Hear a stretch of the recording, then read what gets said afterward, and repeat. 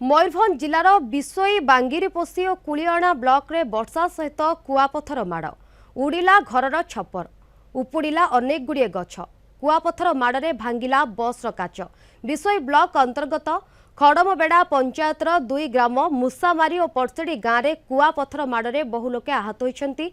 मौलिक सुविधा पाई राजपथ अवरोध कले स्थानीय ग्रामवासी विशोई थाना खड़मबेड़ा छक जातीय राजपथ 49 को अवरोध करिसेंते। अन्यपटे बिजातला वीडियो घटनास्थल को आसीथिबा बेले स्थानीय लोकों आक्रोशर शिकार होइथिले।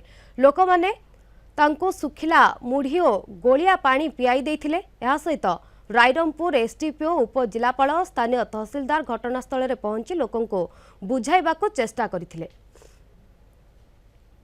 माने गछ तले जमती आश्रय नेबे सेही भड़े एबे आगो लोक जो भड़े आश्रय नौथिले एही लोक एबे सेही भड़े आश्रय नेबे। तो आमर रास्ता अवरोध कारण होची आमर गत काली संध्या 7टारू आए पर्यंत प्रशासन आम पाखु किए आसीनान आम कथा किए बुझीनान। तो से जोगुर आम रास्ताटा अवरोध करिचु कहीं ना आम पाखु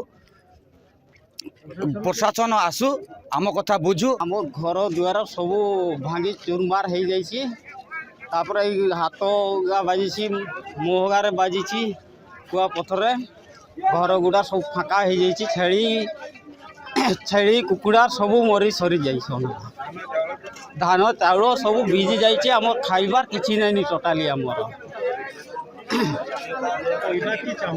इना से खाइबार आमर दरकार आ से घर गुड़ा केमती कर दौड़ी से आमर दरकार।